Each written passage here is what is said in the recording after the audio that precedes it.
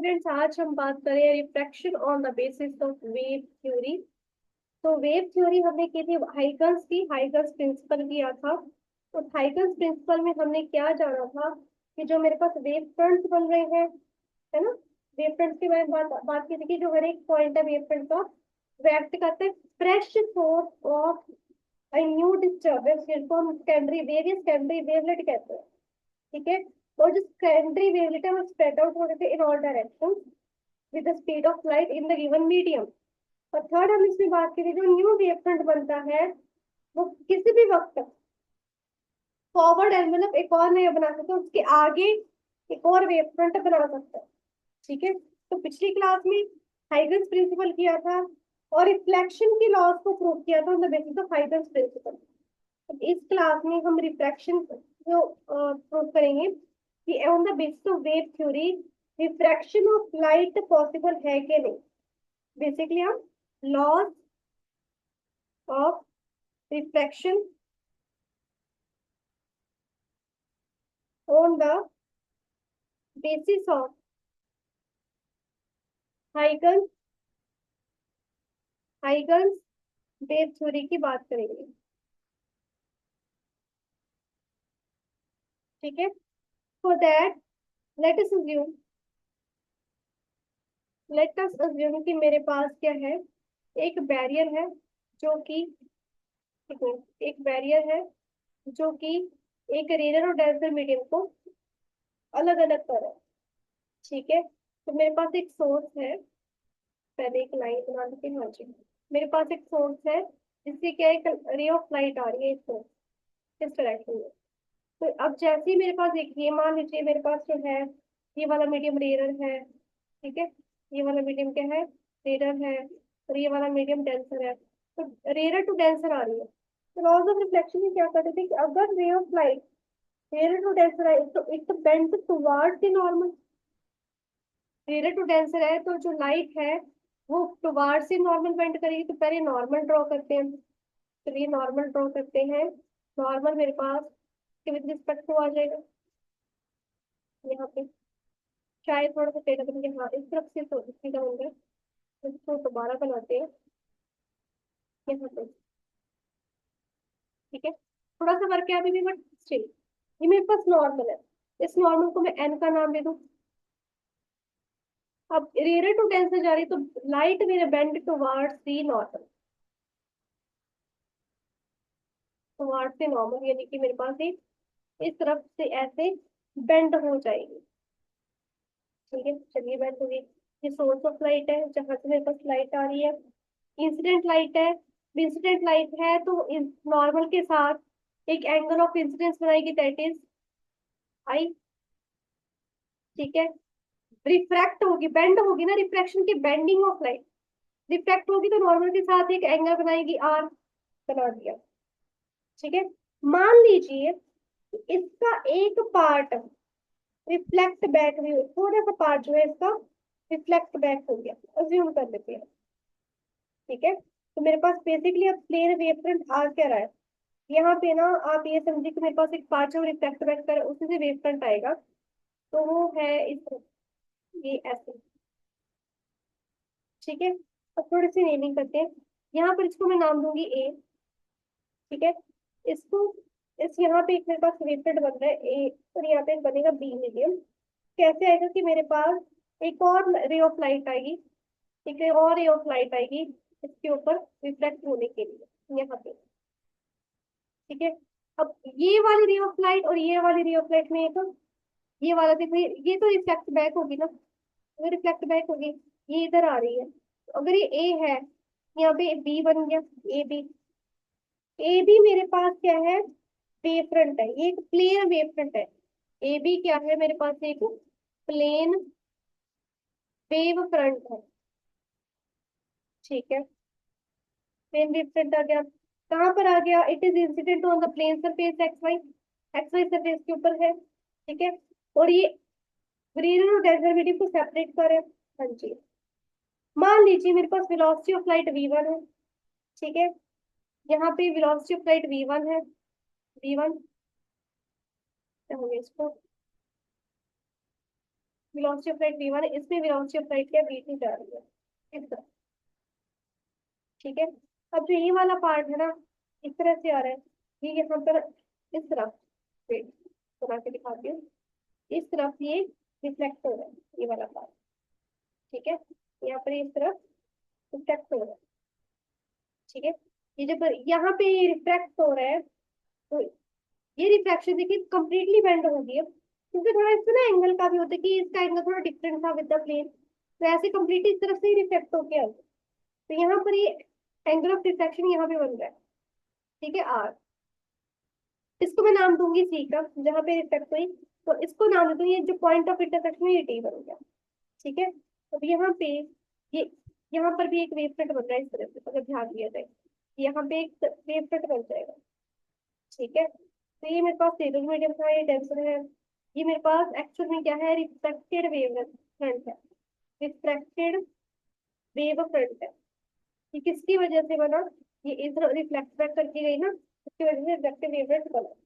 जो wave front है, दोबारा समझो, जो वेव फ्रंट है सबसे पहले एक के ए पॉइंट पे स्ट्राइक करेगा, देन उसके अंदर क्या है, सक्सेसिव पॉइंट्स आएंगे, सक्सेसिव पॉइंट्स आएंगे टुवर्ड्स द सेम। तो हाइगन प्रिंसिपल क्या कहता है कि हर एक पॉइंट ए सी के ऊपर, फ्रॉम ए सी, इसकी हर एक पॉइंट पर, एवरी पॉइंट पर मेरे पास सेकेंडरी वेवलेट्स ग्रो करेंगी, सेकेंडरी वेवलेट्स स्टार्ट्स ग्रोइंग। ठीक है, जब ये ग्रो करते हैं किस मीडियम में आते हैं, इन द सेकेंड मीडियम, यानी कि इन द डेंसर मीडियम, इस केस में डेंसर मीडियम है। अगर डेंसर टू रेयर जाते राइट, तो रेयर मीडियम होगा। ठीक है, सेकेंड मीडियम है, सेकेंड, फर्स्ट मीडियम ये है और सेकेंड मीडियम ये है। ठीक है, तो यहाँ पे देखिए, मान लीजिए मेरे पास थोड़े से टाइम इंटरवल टी में एक डिस्टरबेंस आई B to C, B to C एक डिस्टरबेंस आई है, उस बी सी को मैं यहाँ पे, बी सी को मैं यहाँ पर टी वन टी ले लूँ, क्योंकि मेरे पास जो वेलोसिटी ऑफ लाइट है इन द मीडियम वन, वो वी वन है ना, वो तो वी वन वेलोसिटी के साथ मूव कर रही है, हमने लिखा था शायद, नहीं लिखा, चलो ये रहा, ये वी वन वेलोसिटी से मूव कर रहा है, इसमें वेलोसिटी ऑफ लाइट है वी टू है। तो during this time of disturbance जो है, बी सी पॉइंट के थोड़ा करीब पहुंच गया। ठीक है, एक स्कैटरी वेवलेट बनी फ्रॉम पॉइंट ए, जो कि पूरे पूरे हेमिस्फीयर ऑफ रेडियस के ऊपर ऐसे बन जाएगी, ऐसे थोड़ा थोड़ा हेमिस्फीयर ऐसे बनेगा, काइंड ऑफ ऐसे। ठीक है, इस तरह से वेवलेट बन जाएगी। जब इस तरह से वेवलेट बनेगी तो सारा एक्सप्लेन करने की जरूरत है, बनाने की जरूरत नहीं है। सेकेंडरी वेवलेट बनेगी फ्रॉम पॉइंट ए, वो स्प्रेड कर रही है over hemisphere of radius A D, A D मुझे यहाँ पर गिवन है, that is V two T. ऐसे बनाया था ना मैंने, हेमिस्फीयर ऐसे बन रहा है, ए डी के विद रिस्पेक्ट बन रहा है ना, तो ए डी आ जाएगा बी टू टी। ठीक है, सेकेंड मीडियम। तो मेरे पास मान लीजिए टेंजेंट प्लेन है सी डी, ये हमने अपनी तरफ से ड्रॉ किया, ये क्या है, tangent plane, tangent plane C D क्या है, एक टेंजेंट प्लेन है जो कि सी से ड्रॉ किया गया है टुवर्ड्स दिस हेमिस्फीयर, इस हेमिस्फीयर की तरफ ड्रॉ किया जाएगा, तो उसका रेडियस कितना आएगा, वी टू टी आएगा, and V two times T आएगा, ये रेडियस है इसका, हेमिस्फीयर का रेडियस है वी टू टाइम्स टी आएगा।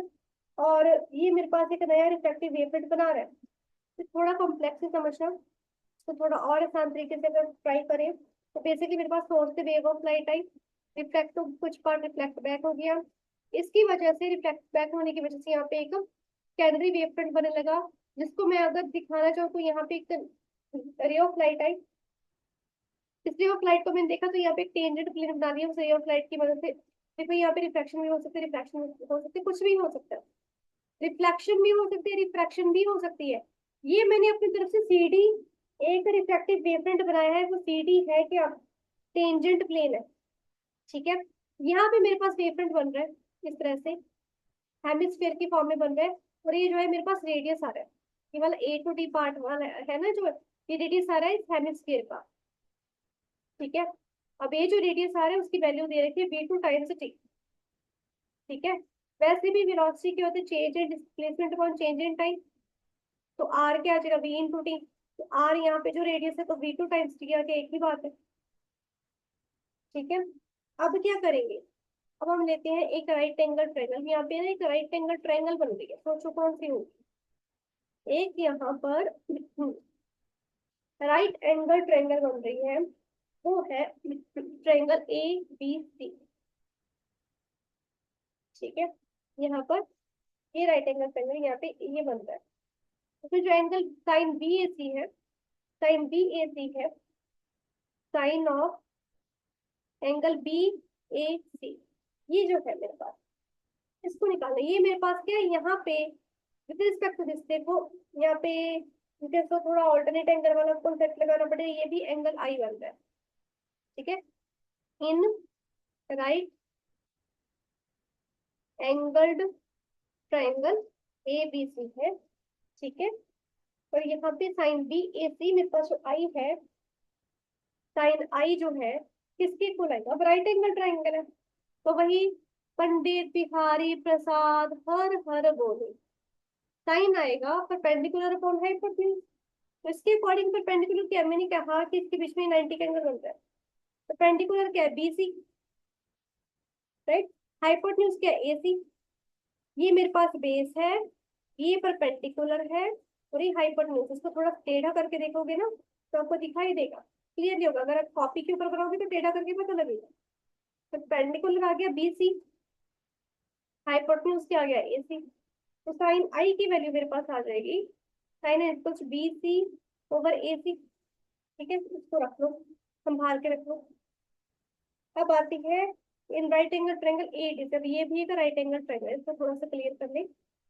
ये भी जो है मेरे पास एक राइट एंगल ट्रायंगल है।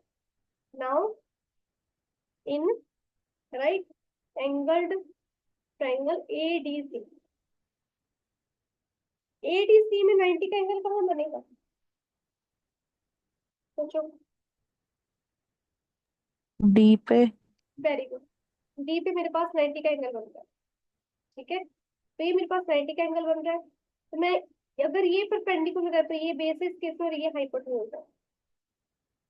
ठीक है, तो यहाँ पे मैं एंगल निकालना चाहती हूँ साइन का, D A, sorry D C ए।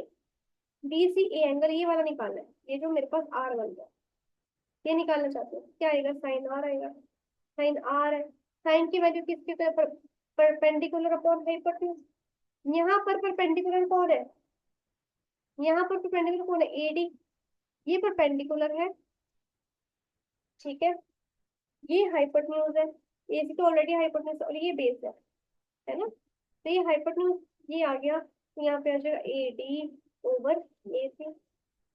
ठीक है, साइन आर की वैल्यू भी आ गई, क्या आई, ए डी ओवर ए सी। ये बन गया दोनों। अब क्या करना है, स्नेल्स लॉ प्रूव करना है। Now we need to prove Snell's law.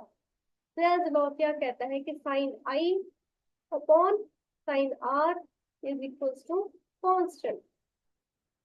ये चीज कहता है स्नेल्स लॉ। और वो जो कांस्टेंट है वो कौन सा होता है, रिफ्रैक्टिव इंडेक्स होता है। तो कांस्टेंट क्या होता है, रिफ्रैक्टिव इंडेक्स, क्योंकि रिफ्रैक्टिव इंडेक्स सभी का एक ही एक फिक्स्ड वैल्यू है जो कि हम निकाल चुके हैं बहुत सारे ऑब्जेक्ट्स की। ठीक है, तो साइन आई क्या है मेरे पास यहाँ पे, इसके अकॉर्डिंग साइन आई क्या, B C over A C. Sine R क्या है, A D over A C. Values fill कर दी, इसकी इधर फिल कर दी और इसकी इधर फिल कर दी, ये आ गया। B C over A C equals to, यहाँ पे ए डी नीचे है तो ए सी ऊपर आ जाएगा, ए सी ऊपर आ जाएगा, ए सी से A C cancel, B C over A D आ गया, B C over A D. B C क्या दिखा रहा है, बी सी ये एक तरह का, मैंने अभी वैल्यू निकाली थी, बी सी की क्या वैल्यू है, इधर गया, हाँ जी, बी वन टी है बी सी की वैल्यू, यहाँ पे फिल कर दो। यहाँ पर है बी सी की वैल्यू है B one T upon A D की वैल्यू कितनी है, ए डी की वैल्यू है B two T upon B two T. T के साथ टी कैंसिल, बस sine I upon sine R, B one over B two T equal आ गया। अगर आपको याद हो रिफ्रैक्टिव इंडेक्स होता है, refractive index of second medium with respect to first medium, ये आएगा refractive index of second medium with respect to first medium, उसकी खोल आएगा।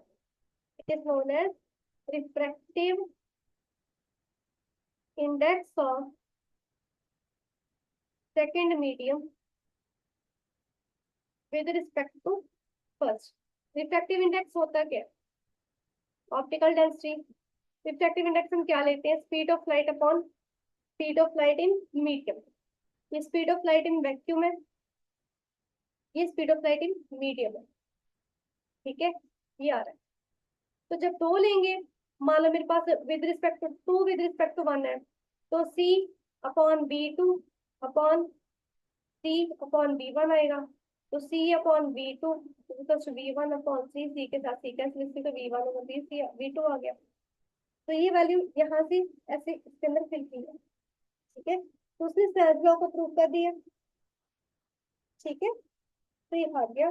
अब एक और आता है कि ये जो हमने किया था बेटा रेयर टू डेंसर, अभी डेंसर टू रेयर हो सेम चीज है, स्नेल लॉ प्रूव हो जाएगा। साइन आई अपॉन साइन आ रहेगा refractive index of medium two with respect to medium, बस सेम ही चीज आएगी। तो अलग से मेरे ख्याल से करवाने की जरूरत नहीं है, सारा कुछ सेम होगा। ठीक है, इसमें भी इंसिडेंट वेवलेंथ फिर डेंसर मीडियम में आएगा, और जो रिफ्रैक्टिव वेवफ्रंट है, ये रिफ्रैक्टिव वेवफ्रंट था और ये वाला था इंसिडेंट वेवफ्रंट। Incident wavefront. ठीक है, तो ये आपका कवर हो गया। अब नेक्स्ट हम करते हैं effect on wavelength frequency and speed during refraction. आगे नया टॉपिक शुरू करते हैं।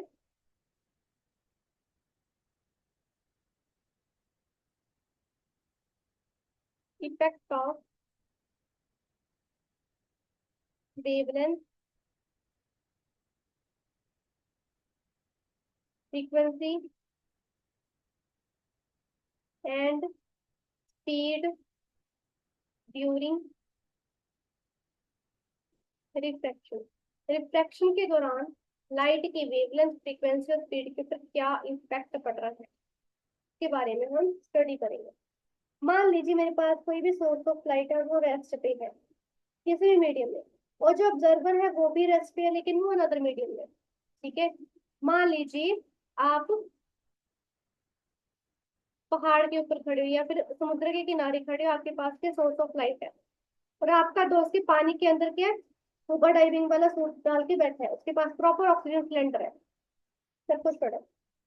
ऑब्जर्वर यहाँ पे है, ये ऑब्जर्वर है, आपके पास सोर्स ऑफ लाइट है टॉर्च, रात का समय है, चांद निकला हुआ है, प्रॉपर ही दिखाई देगा ना फिर। और यहाँ पर ऑब्जर्वर आपका मित्र है, तो क्या होगा? मान लीजिए यहाँ पर कोई भी रिलेटिव मोशन नहीं हो रहा। मान लीजिए इस एक मिनट रुको बेटा।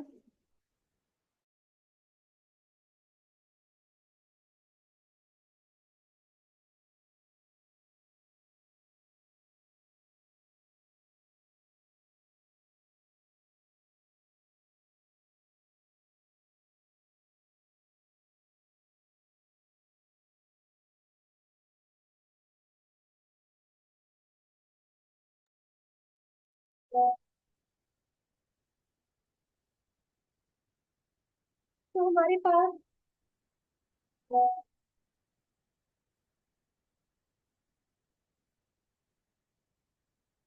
हमारे पास सोर्स ऑफ लाइट है आपके पास, और यहाँ पर कोई ऑब्जर्वर है। ठीक है, एक बार इसको समझो फिर बात करते हैं इसकी बेसिस पे।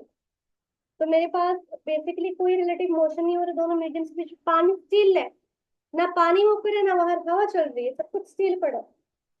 ठीक है, तो जो ज्योमेट्री सोर्स है, ज्योमेट्री सोर्स है, मीडियम ऑब्जर्वर, कुछ भी टाइम के साथ चेंज नहीं हो रहा। तो लाइट है वो डेफिनेट टाइम लेगी to travel from the source to observer. ठीक है, मान लीजिए रेयर मीडियम है, ये डेंसर है ना, तो यहाँ पे रे ऑफ लाइट आई, यहाँ पे नॉर्मल बना, तो वहां से नॉर्मल बेंड होके चलेगी, पीछे से ऑब्जर्वर में देख के आपने भी देख ली। ठीक है, वो प्रॉपर वो जो टाइम चाहिए उसको, सही फिक्स टाइम जो चाहिए उतने टाइम में ही क्या वो observer to source to observer पहुंचेगी लाइट। तो मान लीजिए कि मेरे पास जो सोर्स है वो वेवफ्रंट एमिट कर रहा है after every interval of time T. तो हर एक वेवफ्रंट क्या है, टी टाइम ले रहा है टू ट्रेवल, और to from the source to observer. तो मान लीजिए जो ऑब्जर्वर है उसकी फ्रीक्वेंसी आ गई, फ्रीक्वेंसी की 1/t मेजर कर दी, wave front per second, wave front per second. जो फ्रीक्वेंसी आई है मेरे पास कितनी आएगी, 1/t wave front per second. Frequency है वो सेम रहेगी as light travels from 1 medium to another. ठीक है, फ्रीक्वेंसी फ्रीक्वेंसी में तो कोई चेंज नहीं है, वैसे भी पहले भी फ्रीक्वेंसी इसके बाद में भी ऐसे आई, frequency remains same as light travels from 1 medium to another.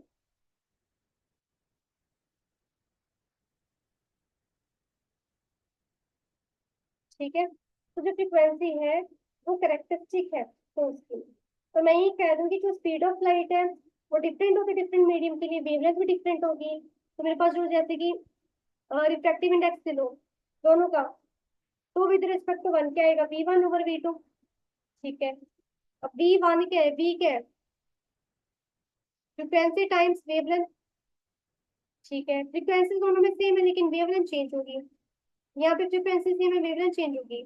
देखो, जब वन मीडियम से दूसरी मीडियम में वेव ट्रेवल करेगी तो दोनों में वेवलेंथ एंड स्पीड चेंज होगी। लाइट की वेवलेंथ और स्पीड चेंज होती है, तो चेंज हो रही है। V1 और V2 इज न्यू, λ1 और λ2 ये कैंसिल, तो V1/V2 मेरे पास क्या आ रहा है, λ1/λ2। ठीक है, वेवलेंथ जो है मीडियम का डायरेक्टली प्रोपोर्शनल है टू द फेज स्पीड या वेव स्पीड। ठीक है, that means V is directly proportional to lambda. ठीक है, और लैम्डा क्या है हमारे पास, फेज स्पीड है, वेवलेंथ है, सॉरी V है, लैम्डा वेवलेंथ है जो हमारे पास, लैम्डा वेवलेंथ है, it is directly proportional to wave speed, wave की स्पीड के डायरेक्टली प्रोपोर्शनल है। तो यहाँ पे इस चीज से हमें एक बात तो क्लियर हो रही है कि they are inversely proportional to each other. Velocity of light जो है इनवर्सली प्रोपोर्शनल है to the refractive index, refractive index of medium. अगर velocity of light inversely proportional है तो वेवलेंथ भी inversely proportional to the refractive index of medium mu. ठीक है, तो ये हमारा आज का कॉन्सेप्ट हो गया, क्लियर।